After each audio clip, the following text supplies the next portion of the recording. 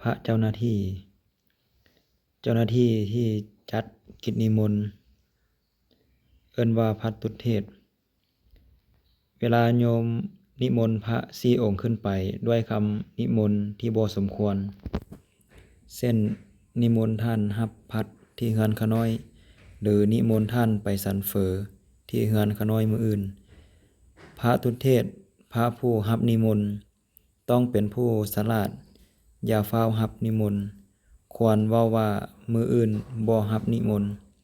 โยมเว้าว่ามื้อฮือก็ได้พระก็เว้าว่ามื้อฮือก็บ่รับถ้าโยมเว้าว่าที่คนนั้นเห็นท่านรับนิมนต์เฮือนขาน้อยเป็นหยังบ่รับก็บอกว่าคนนั้นเขานิมนต์เป็นให้ใช้คำว่าคนนั้นเขานิมนต์เป็น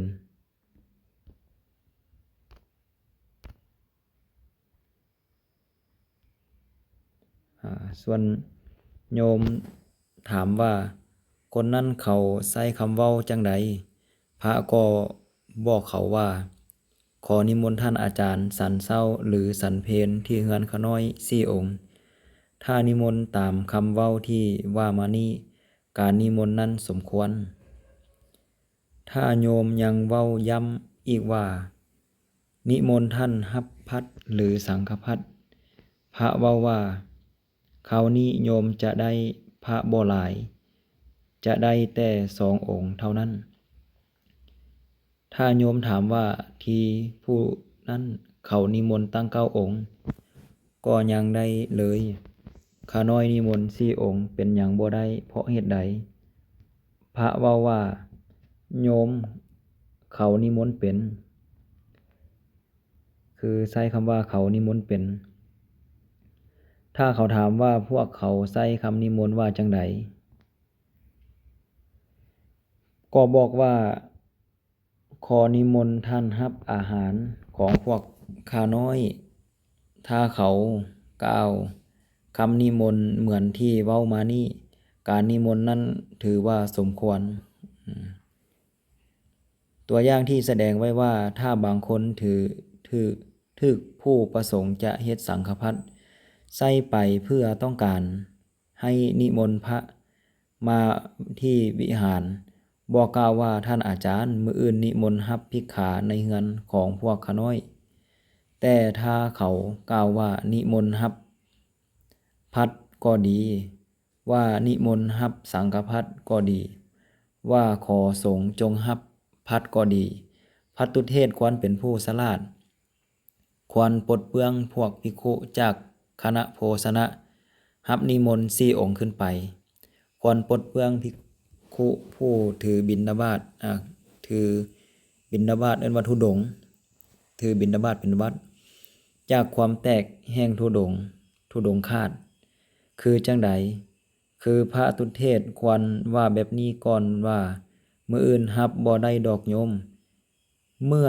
โยมกล่าวว่ามื้อฮือนี้ควรกล่าวว่ามื้อฮือนี้ก็รับบ่ได้เมื่อโยมเลื่อนไปแบบนี้แม้จนถึงครึ่งเดือนภัตตุเทศน์ควรเว้าอีกว่าท่านเว้าอิหยังถ้าแม่อุบาสกเว้าย้ำอีกว่า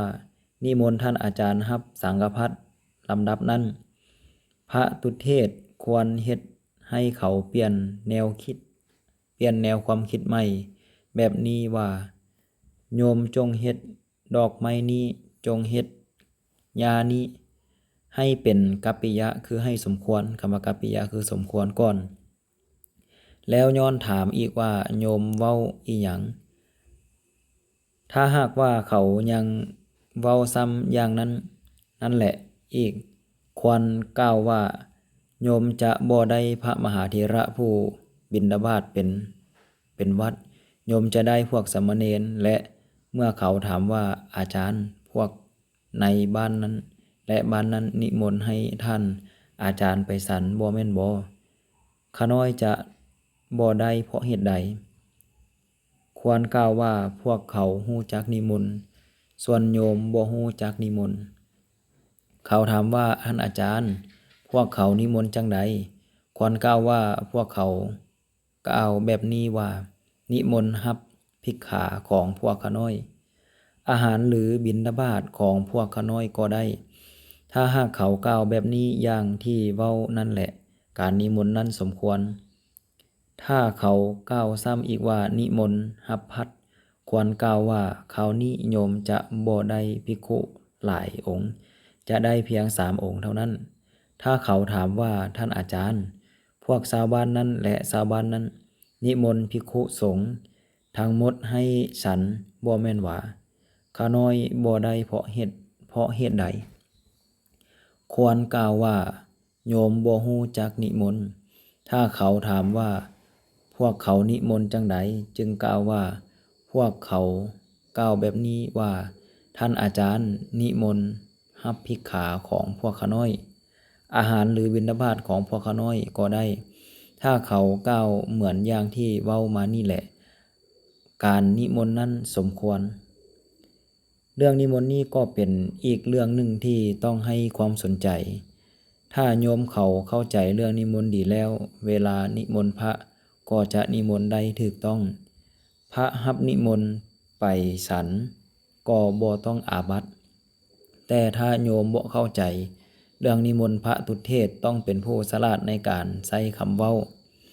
แนะนำโยมให้ใช้คำเว้าที่ถูกต้อง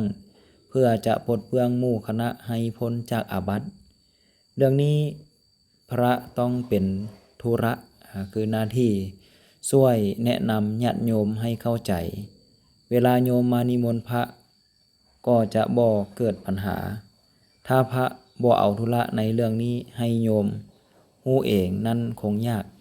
เพราะว่าญาติโยมมีหน้าที่การงานที่ต้องรับผิดชอบหลาย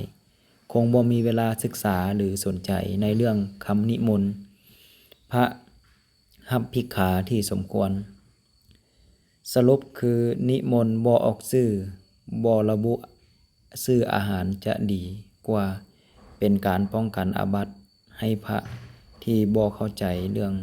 วินัยข้อนี้นำ